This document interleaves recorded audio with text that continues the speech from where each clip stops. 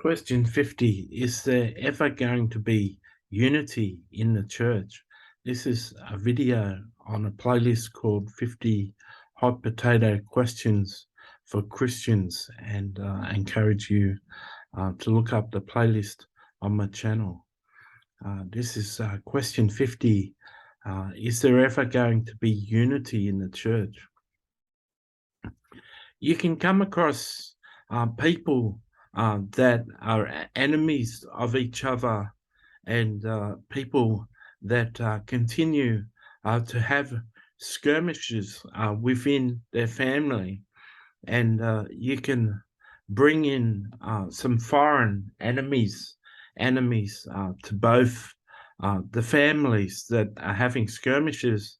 When you bring in a common enemy, the people having the skirmishes and fights will join together and fight the common enemy and become one in unity as they fight off the common enemy.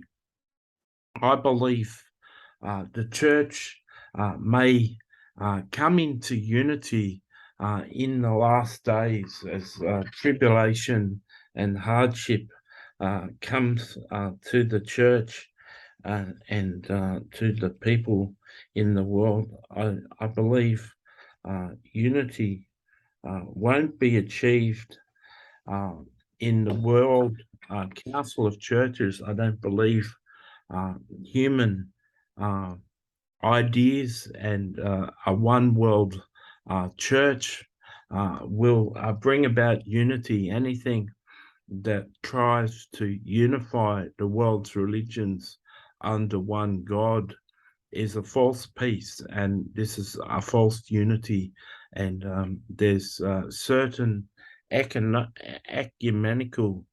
movements sort of engineered by the Catholic Church at the moment to bring a unity and a unifying between religions. And I believe this is false, but I do hold hope that Jesus' prayer in John 17, that the Christians would be one, like Jesus and the Father are one.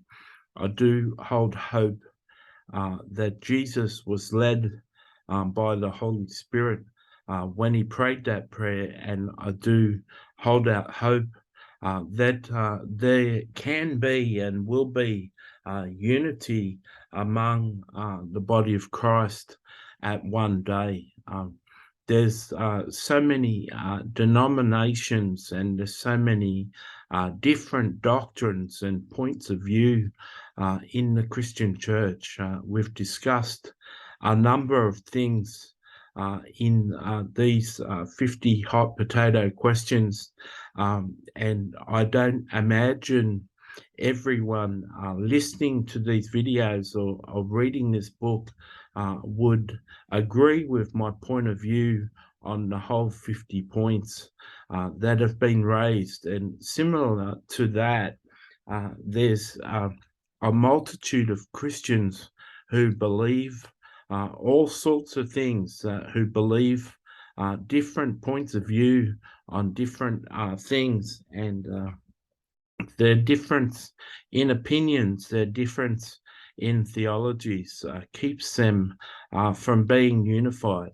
We should all, as Christians, be unified under the fact that Jesus Christ is our Savior.